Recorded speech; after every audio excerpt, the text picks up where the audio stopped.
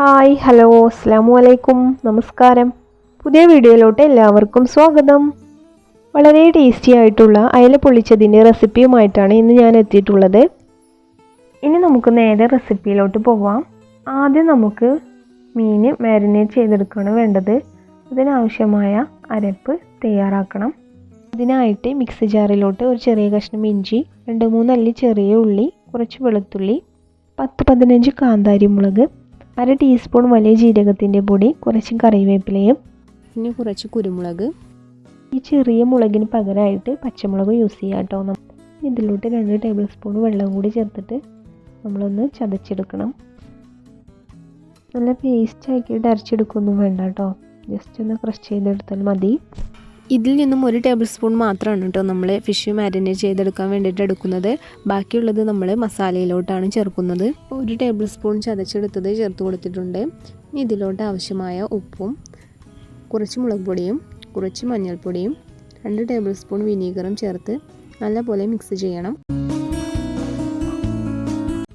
ഇനി ഇതിലോട്ട് നമ്മൾ ക്ലീൻ ചെയ്ത് വെച്ച ഫിഷ് ചേർത്ത് കൊടുത്ത് നല്ലപോലെ കൈകൊണ്ട് മസാല പുരട്ടിയെടുക്കാം. ഇതിൻ്റെ എല്ലാ ഭാഗത്തും നമ്മൾ നല്ല രീതിയിൽ തേച്ച് പിടിപ്പിക്കണം. ഫിഷൊക്കെ ഫ്രൈ ചെയ്യുന്ന സമയത്ത് ഇതേ രീതിയിൽ മസാല ഉണ്ടാക്കിയിട്ട് ഫ്രൈ ചെയ്താലും നല്ല ടേസ്റ്റ് തന്നെയാണ് കേട്ടോ.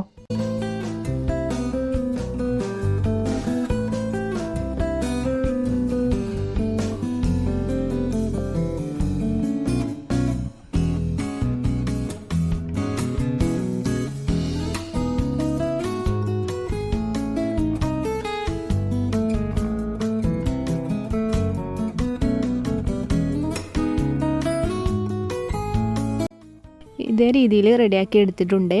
നമുക്ക് വേണമെങ്കിൽ ഒരു 15 മിനിറ്റ് റെസ്റ്റ് ചെയ്യാൻ വെക്കാം. ആ സമയം കൊണ്ട് നമുക്ക് ഇതിലേക്കുള്ള സവാളയും തക്കാളിയൊക്കെ അരിഞ്ഞെടുക്കാം കേട്ടോ. ഫിഷ് ഫ്രൈ ചെയ്തെടുക്കാൻ വേണ്ടിയിട്ട് പാനിലോട്ട് ഓയിൽ ചേർത്ത് കൊടുത്തിട്ടുണ്ട്. വെളിച്ചെണ്ണയാണ് കേട്ടോ ചേർത്ത് കൊടുക്കേണ്ടത്, എങ്കിലാണ് നല്ല ടേസ്റ്റ് ഉണ്ടാവുക. ഓയിൽ ചൂടായതിന് ശേഷം ഇതുപോലെ ഫിഷ് വെച്ച് കൊടുത്തിട്ട് നമുക്ക് ഫ്രൈ ചെയ്തെടുക്കാം.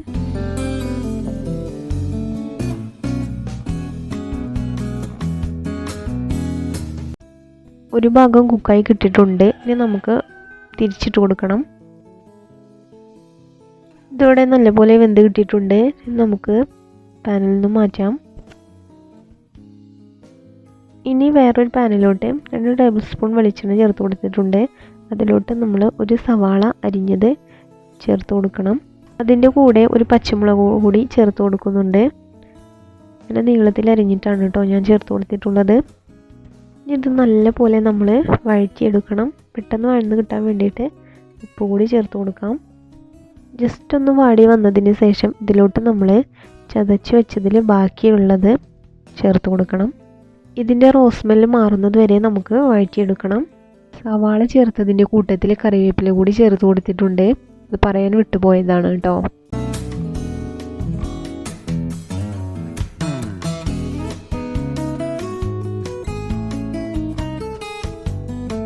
ഇതിൻ്റെ റോസ്മെല്ലൊക്കെ മാറി കിട്ടിയിട്ടുണ്ട്.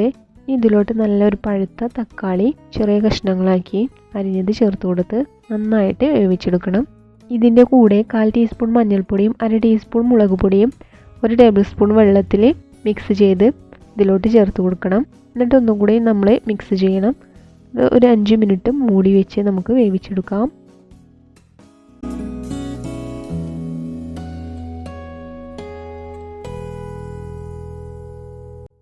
ഇപ്പോൾ തക്കാളിയൊക്കെ നല്ലപോലെ വെന്ത് കിട്ടിയിട്ടുണ്ട്.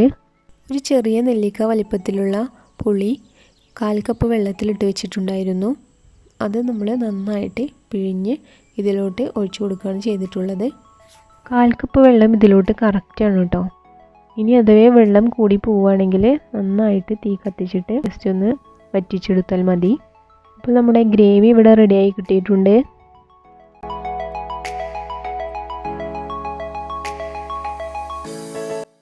ലാസ്റ്റ് ആൻഡ് ഫൈനലി നമ്മുടെ കയ്യിൽ മല്ലിയില ഉണ്ടെങ്കിൽ കുറച്ച് മല്ലിയിലയും ചേർത്ത് കൊടുക്കുക കേട്ടോ. മല്ലിയില കൂടി ചേർക്കുമ്പോൾ നല്ലൊരു ടേസ്റ്റാണ് കേട്ടോ ഇതിന്. ഇനി നമുക്ക് സെറ്റ് ചെയ്യാം. അതിന് വേണ്ടിയിട്ട് ഞാനിവിടെ വാഴയിലൊക്കെ നന്നായിട്ട് വാട്ടിയെടുത്തിട്ടുണ്ട്. ഇതിലോട്ട് നമ്മൾ തയ്യാറാക്കി വെച്ച ഗ്രേവി കുറച്ച് ചേർത്ത് കൊടുത്തിട്ടുണ്ട്. എന്നിട്ട് ഇതുപോലെ നമുക്ക് പരത്തി കൊടുക്കണം.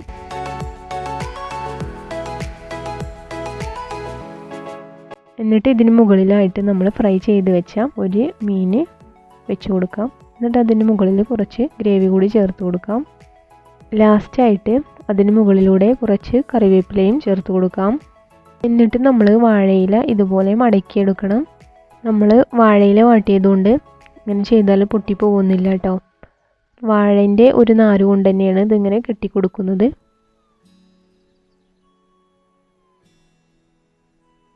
ഇനി രണ്ടാമത്തത് നമുക്ക് ഇതുപോലെ സെറ്റ് ചെയ്തെടുക്കണം.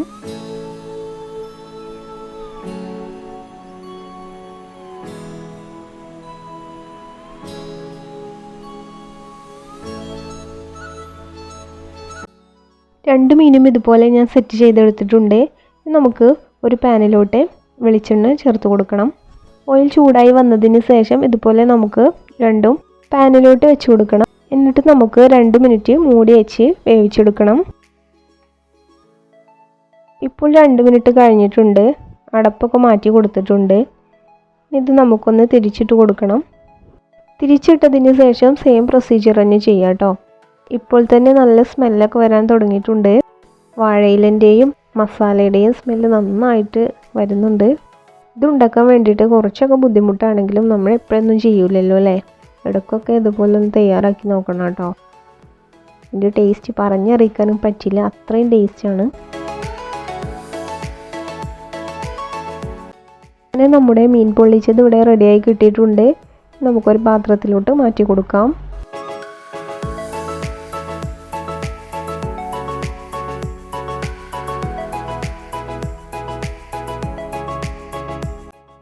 നല്ല ചൂടുണ്ട് കേട്ടോ. കൈ പൊള്ളാതെ നമുക്ക് തുറന്ന് നോക്കാം അല്ലേ.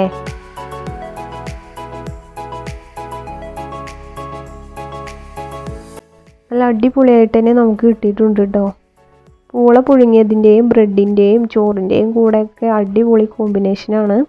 ഇതുപോലെ ഒരു പ്രാവശ്യമെങ്കിലും തയ്യാറാക്കി നോക്കണം. എന്നിട്ട് ഫീഡ്ബാക്ക് പറയണം. അതുപോലെ തന്നെ എൻ്റെ വീഡിയോ ഇഷ്ടമായാൽ ലൈക്ക് ചെയ്യാനും ഷെയർ ചെയ്യാനും കമൻറ്റ് ചെയ്യാനും സബ്സ്ക്രൈബ് ചെയ്യാനും മറക്കരുത്. വീഡിയോ ഇഷ്ടമായിട്ടില്ലെങ്കിൽ ഡിസ്ലൈക്കും ചെയ്തോളൂ കേട്ടോ.